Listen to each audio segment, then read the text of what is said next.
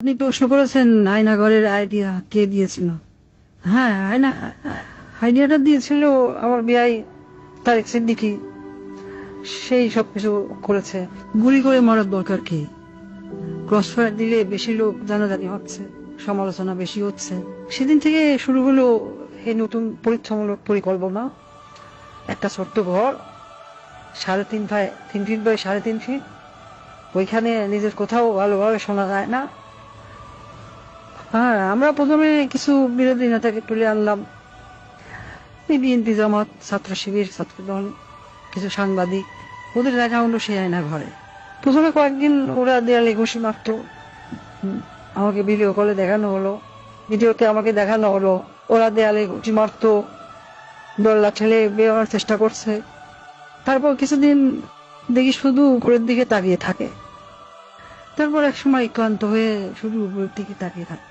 প্রথম কিছুদিন কেউ বুঝতে পারতো না কতটা সময় গেছে, কয়দিন তাদের আটক রাখা হয়েছে। খাবার অনেক কম দেওয়া হতো, খাবার কম দিতে বলতাম, পানিও খুব সীমিত।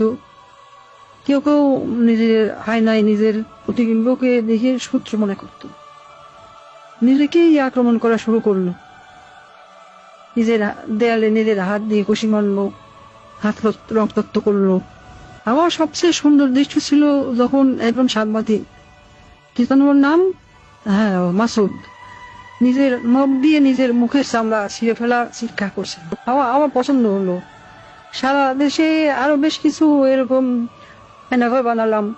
যুদ্ধপরাধী রাজাকার ছেলে মেয়েদের সেখানে বন্দি করতে বললাম। মাঝে মাঝে দুই একজনকে ছেড়েও দিতাম।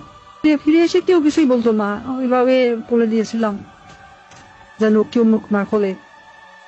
ব্যাস, সাপও মরলো না, লাঠিও ভাঙলো না। মানুষ ভাবলো যান বাঁচাতে স্বেচ্ছায় আত্মগোপন করেছিল, কিন্তু আমার আসল শক্তি ছিল প্রচারণায়। আমার দলের নেতা কর্মীরা, তারাও এই ব্যাপারটা বিশ্বাস করতে পারে। সত্যকে আমরা এমন ভাবে ধামাচাপা দিয়েছি কেউ বিশ্বাসই করতে পারছে না আয়না ঘর আসলে ঘর বলতে সত্যি কিছু ছিল। আমি হাসলাম, কারণ কেন জানেন, একবার যদি সত্য মিথ্যাকে আর মিথ্যাকে সত্য বলে চালিয়ে দেওয়া যায়, তাহলে আর কিছু করার দরকার নেই। মানুষের মনে সন্দেহ ঢুকিয়ে দেওয়াই যথেষ্ট।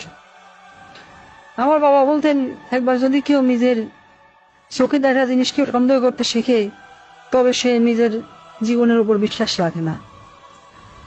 তখনই তুমি তাকে সম্পূর্ণ দখল করে দিতে পারবে। আমি তাই করেছি। আমি তাদের মনের উপর শাসন করেছি। আমি তাদের কল্পনাকে বন্দি করেছি।